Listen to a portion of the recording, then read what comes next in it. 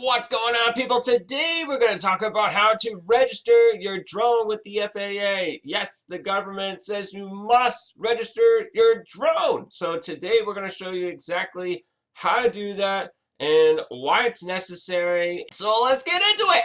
FAA Drone Zone, you search for it, you click on the link, and you come into this site, and then you click register if you're a Part 107 pilot. If you're flying for recreational purposes, like you bought a Spark, you want to go on vacations, you want to make really cool videos of New Hampshire, of the waterfalls, the trees, the mountains, or really cool scenes of, for your family. If you're not being compensated, being paid, then you are a recreational flyer, and you have to register it here. You have to click here. Now, what will happen is you create an account. You'll create an account, and then you want to manage your UAS inventory, and you want to add UAS. So when you click on that, it's going to give you this information. You can say home built or purchase. I have both. So I built my own, I purchased my own. So you go, let's just do the Spark, right? You can do manufacturer is DJI. The model is Spark. You give it a serial number. You take off the battery from your drone. You look under here and it says SN. That's your serial number. Really easy to find. To make it easy. And then you give it a nickname. My niece called it Sparky. So I called it, okay, we're going to call it Sparky. So I gave it that name. And then you click add UAS. And it's $5. And $5 for 3 years, I think it is. That's a phenomenal deal for a registration. I think it's a really, really good idea. Once you register your drone with the FAA, they're going to give you a registration number. Now you're going to take that registration number and put it on the outside of your drone. It's a mandatory thing. It's non-negotiable. You can't, before you could put it on the inside where the battery is or write it inside the drone. It's no longer valid. You can't do that anymore. You have to have it on the outside of the drone. This could change at any time. But for right now, I printed out a sticker and I stuck it on the outside of the drone. You also want to put some kind of contact information on there in case you lose the drone by mistake. If the battery dies, it falls into the woods or something, and someone finds it, they'll want to give it back to you. Ladies and gentlemen, that is it for registering your drone. Why in the world?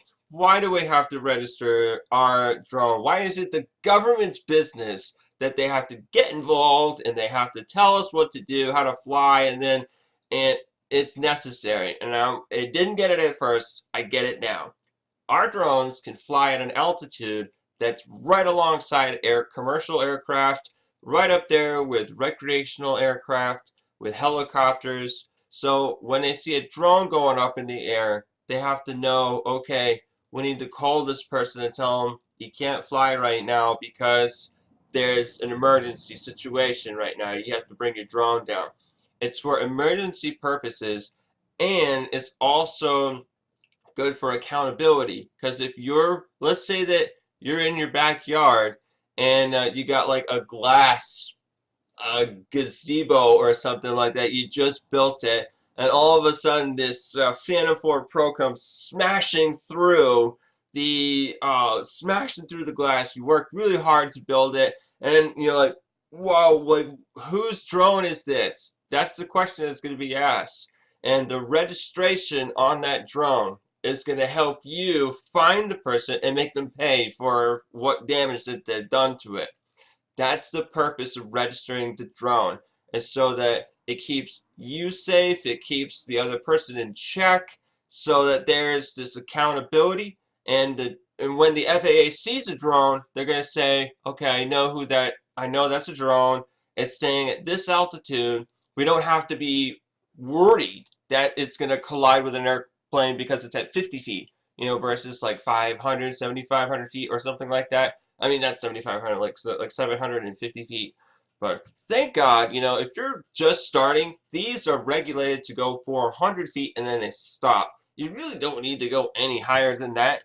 And you can get a waiver through FAA Drone Zone. Hopefully this video was entertaining and educational for you. You want to get out there and register your drone. You want to go ahead and fly your drone and have an amazing time out there.